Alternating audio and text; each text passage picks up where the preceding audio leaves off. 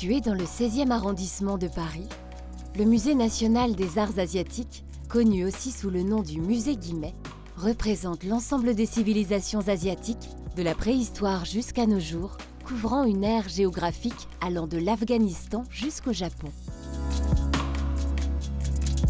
Créé par le riche industriel lyonnais Émile Guimet, le musée rassemble 3500 objets présentés au public pour 60 000 pièces au total. S'ajoutent à cela 550 000 photographies et une bibliothèque d'environ 150 000 ouvrages.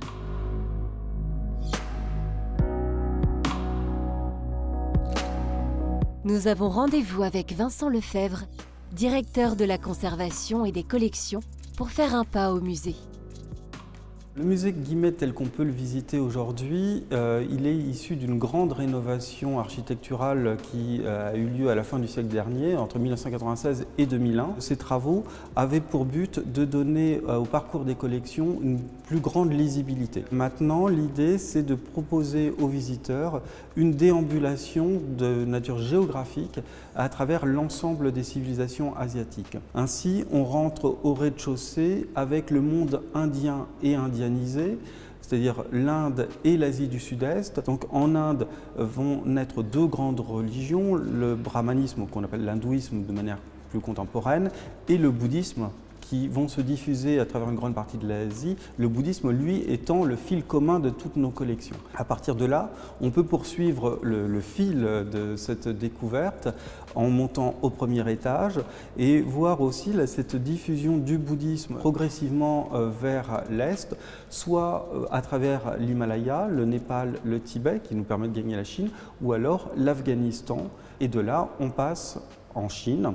Alors une Chine qui a aussi un début autonome. Le bouddhisme n'apparaît que tardivement, si je puis dire, au début de notre ère en Chine, et puis il y a donc un passé plus ancien, et puis donc l'arrivée du bouddhisme donc, qui joint un peu les deux histoires, et ce parcours se poursuit ensuite au deuxième étage, avec la fin de la période chinoise, enfin qui nous mène jusqu'à la dynastie Qing, jusqu'en 1911, et de la Chine, on va passer à la Corée, et enfin au Japon, et puis arrivé au Japon, c'est un peu le bout du voyage.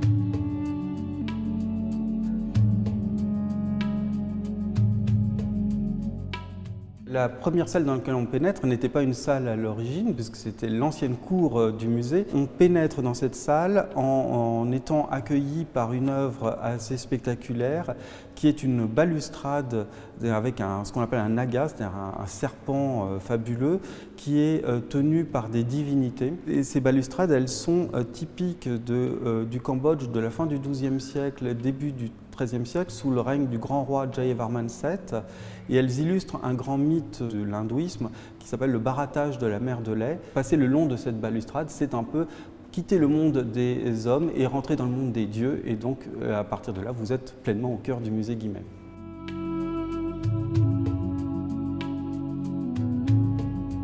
Nous avons la chance au musée Guimet d'avoir une collection indienne qui est de taille modeste, mais néanmoins nous avons une collection indienne qui nous permet là aussi de représenter à peu près les différents grands moments de cette vaste civilisation, avec peut-être un peu plus un accent sur l'Inde du Sud, avec notamment des reliefs provenant du delta de la Godavari, et aussi une assez belle collection de bronze Chola, donc la grande dynastie qui a régné sur le sud-est de l'Inde entre le 9e et le 13e siècle, et qui est très célèbre pour ces bronzes qui sont des images de procession, en particulier le Shiva dansant, qui est un peu des icônes de l'art indien.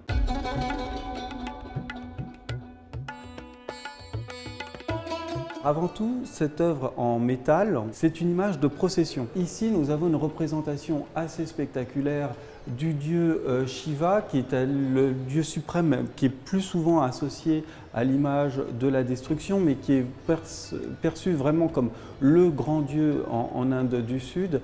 Et ici, pour convaincre des hérétiques qui n'ont pas reconnu sa suprématie, sa toute-puissance.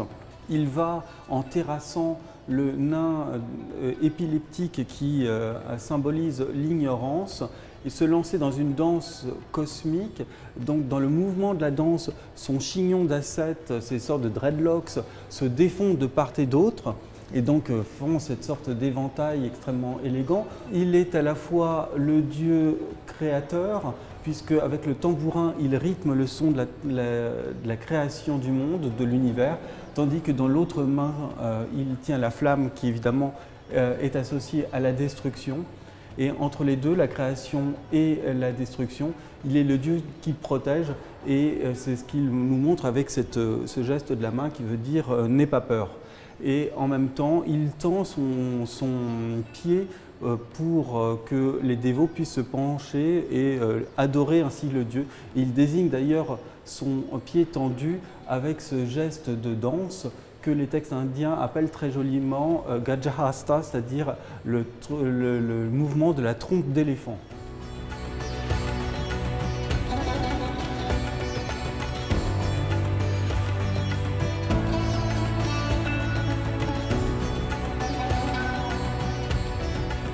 Pour ce qui est du Cambodge, on va commencer avec l'art dit pré-angkorien, c'est-à-dire avant la fondation plus ou moins mythique de la royauté à Angkor en 802, donc on est avant le 9e siècle, et puis ensuite on va passer aux différentes périodes qui sont généralement marquées par un monument majeur, un des grands temples royaux d'Angkor, avec aussi des pièces particulièrement spectaculaires des 12e, 13e siècles, c'est-à-dire l'époque d'Angkor Wat et celle du Bayon sous le règne de Jayavarman VII.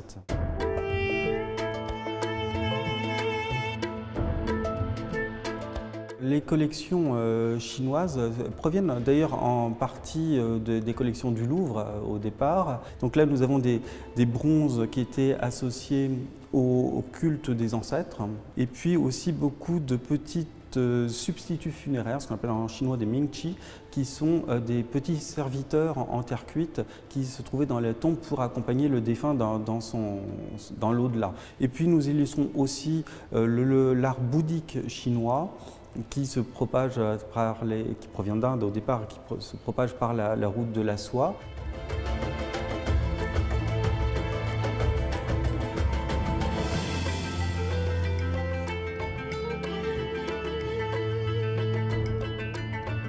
Alors, on est au premier étage du musée, dans la galerie d'archéologie chinoise. En principe, c'est un vase qui servait pour les rituels dans les banquets aux ancêtres dans la Chine ancienne. Donc cette œuvre en bronze qui date du 12e, 11e siècle avant notre ère, donc qui est extrêmement ancienne, elle est quasiment unique puisqu'on ne connaît que 3 exemplaires au monde de ce type de vase qui s'appelle Jun en chinois, qui est donc un vase à alcool ou à vin, à boisson fermentée. Et donc elle a la particularité d'être en forme d'éléphant. Donc il faut imaginer qu'il y avait un couvercle à l'origine et donc on pouvait puiser lors des banquets le vin avec l'aide d'une louche, qui est donc le vin qui était conservé dans le corps de l'éléphant. Et cet éléphant est complètement orné puisqu'on peut voir les très nombreux motifs décoratifs qui sont réalisés avec le moule lors du travail de la fonte de ce bronze.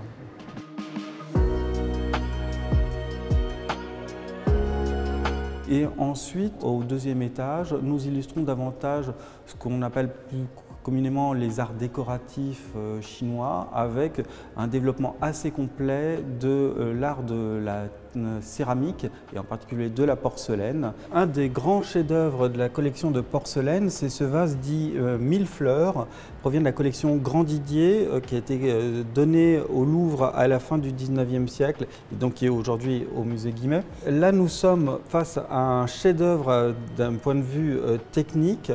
On est en Chine dans les fours impériaux de Jingdezhen et alors on ne peut pas vous le montrer, mais sous le vase il y a la marque impériale qui indique que c'était vraiment fait pour l'empereur. Ce vase en porcelaine a un décor démo. Et ce qui est absolument extraordinaire dans la réalisation de ce vase, c'est que le décor est constitué d'une multitude de fleurs qui sont d'abord d'une très grande finesse et d'un très grand réalisme, mais surtout il y a un nombre incroyable d'émaux de couleurs différentes, et il faut bien réaliser que pour concevoir cette œuvre, chaque type d'émail demande une cuisson différente. C'est un vrai tour de force, il y a une véritable virtuosité technique dans la réalisation de cette œuvre. Donc aujourd'hui, c'est une œuvre inestimable, puisque une œuvre de cette taille-là, avec autant de couleurs, c'est un véritable chef-d'œuvre au sens où on l'entendait dans la réalisation traditionnelle de l'artisanat.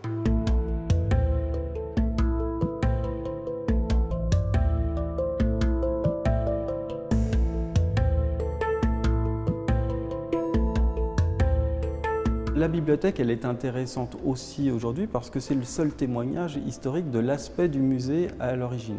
Ça n'est plus la salle de lecture qu'elle était au départ. Aujourd'hui, c'est une salle muséale et c'est un peu quelque sorte un mémorial dans lequel nous présentons, outre quelques livres historiques qui sont sur les rayonnages d'origine, dans des vitrines qui, elles, sont beaucoup plus modernes, une sélection des plus belles pièces de la sculpture bouddhique japonaise qui donc font le lien avec le geste fondateur d'Ébin Guimet en 1889. Pour ce qui est du Japon, nous avons d'une part là les collections historiques ramenées par Émile Guimet, en particulier tout ce qui a trait à la sculpture bouddhique depuis la préhistoire, l'époque dite Jomon, et aussi un fort fond d'art graphique, de la peinture, mais également de l'estampe, qui est une chose très connue dans l'art japonais, que là encore nous présentons par rotation. Donc un des intérêts du musée Guimet, c'est qu'on peut venir plusieurs fois dans l'année et on ne verra jamais deux fois la même chose.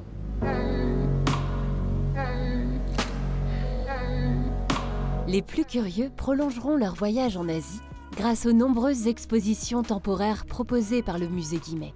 Les visiteurs peuvent terminer leur balade au restaurant ou dans la boutique. Enfin, il est possible de profiter d'une magnifique vue sur Paris depuis les terrasses du musée.